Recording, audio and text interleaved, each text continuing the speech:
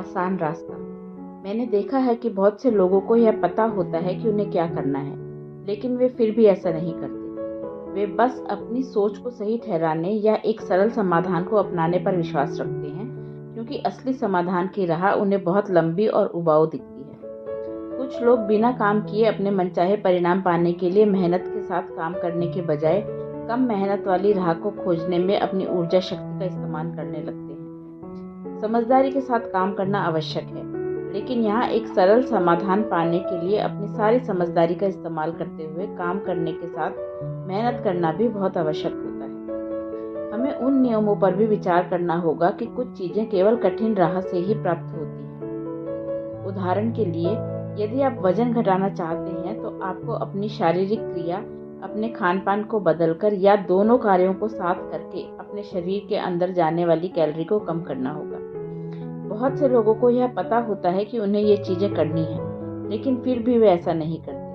उसके स्थान पर वे इस समस्या का हल करने के लिए कोई जादुई गोली या अन्य जुगाड़ों पर ध्यान देने लगते हैं। वे अपना बहुत सा समय, ऊर्जा और पैसा विभिन्न जादुई उपचारों को आजमाने की कोशिश में लगा देते हैं, जबकि यदि वे थोड़ा सा प्रयास करें तो उन जादुई उपायों से प्राप्त होने वाले परिणाम जिसकी वे आशा रखते हैं से बेहतर परिणाम पा सकते हैं।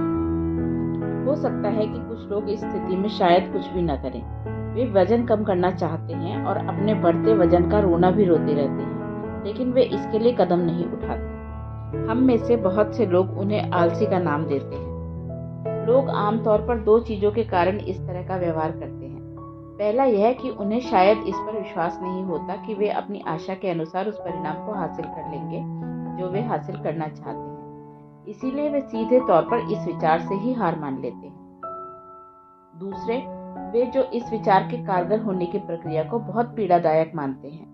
ऐसी स्थिति में लोग उसके लिए कोई कदम नहीं उठा पाएंगे यदि वे पहले ही यह मान लेंगे कि परिणाम प्राप्त करने की यह प्रक्रिया बहुत ही कठिन होगी।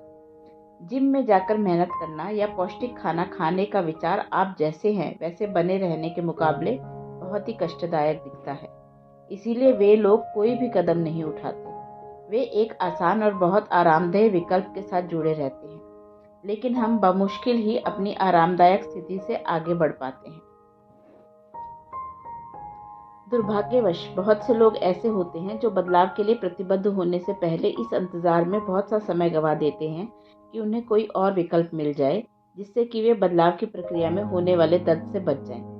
वे उस स्थिति में बदलाव की ओर बढ़ते हैं जब देखते हैं कि उन्हें अपनी वर्तमान स्थिति में अधिक कष्ट का सामना उस स्थिति के मुकाबले करना पड़ रहा है जिसका सामना उन्हें अपनी इच्छानुसार चीज पाने के लिए करना है। अधिक दर्द और कष्ट से जो दबाव उत्पन्न होता है उससे कोई बड़ा बदलाव हो सकता है। यही कारण है कि लोग व्यक्तिगत संबंधों के विषाक्त होने पर भी उसमें तब तक बंधे रहते हैं जब तक संबंध टूटने के कगार पर नहीं पहुंच जाते। उन्हें जीवन साथी के साथ रहने पर मिलने वाले अपमान को सहने की अपेक्षा अकेले रहने का विचार अधिक हतोत्साहित करने वाला लगता है। आरामदेह स्थिति से बाहर निकलें और अपने डर का सामना करें। जब आप चुनौतियां स्वीकार करते हैं तब विकास होता है, न कि तब जब आप आरामदेह स्थिति में होते हैं। यदि आप कुछ पाना चाहते हैं तो उसके लिए आपको कदम उठाने होंगे, लेकिन कभी उससे मिलने वाले दर्द की चुभन को न परखें कि आप उससे बर्दाश्त कर पाएंगे या नहीं। इससे केवल प्रक्रिया में देरी होगी और कुछ नहीं। स्वयं से सवाल पूछना शुरू करें कि आप अपने लक्ष्य को कितने मन से हासिल करना चाहते हैं। क्या आप उसके होने की प्रक्रिया से अपने डर से अधिक चाहते हैं?